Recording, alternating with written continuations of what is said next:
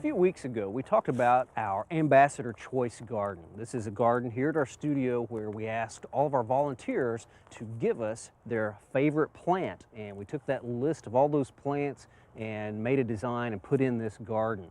Well, a few weeks ago when we were looking at it, we were taking a look at the Mexican bush sage, and it wasn't in bloom, and I was telling you that in a few weeks it would be in bloom. Well, now it is in bloom, and I just want to point out a unique feature about this plant. It has very showy calyces, and right down here on this table in front, I was going to show you what is unique about the calyx of a flower. Now, right here we have a hibiscus flower. Right here we have the flower of a yellow bells plant.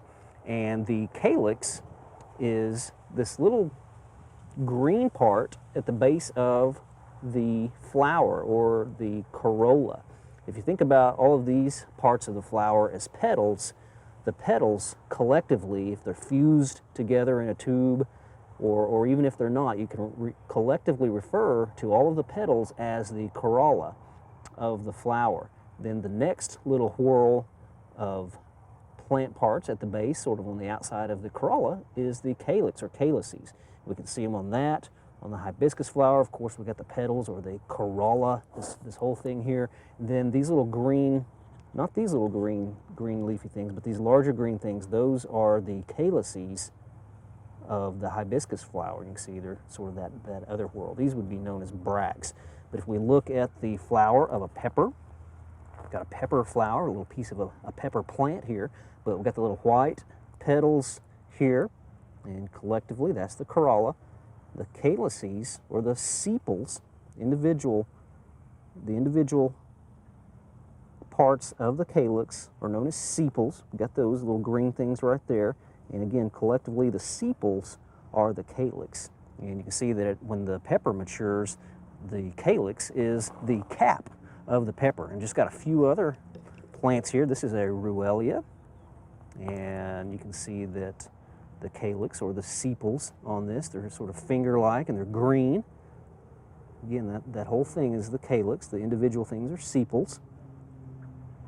And I just want to show you a petunia. This is probably a plant you're familiar with, but again, the petals fused into the corolla, and then we have the sepals together, known as the calyx or the calyces, little leaf-like appendages. Now, in a lot of plants, they are green, they're leaf-like, but in the salvias, and particularly the Mexican bush sage, they're very showy. Right here, you can see the white part on the end. That is the corolla, or all of the petals fused together. And then this purple fuzzy thing, that's the calyx. And it provides a lot of the color in the case of the Mexican bush sage here. So we really like the Mexican bush sage. It is a tender plant. It will occasionally overwinter in Oklahoma if we have a mild winter, and more possible in the southern part of the state to get it to survive the winter. But we plant it almost every year here in our garden. We like the purple and white bicolored. There's also this variety. This one's known as Midnight, and you can see the difference here. It has both purple calyces and purple corolla. So you get purple and purple, but the white and purple seems to really stand out a lot more.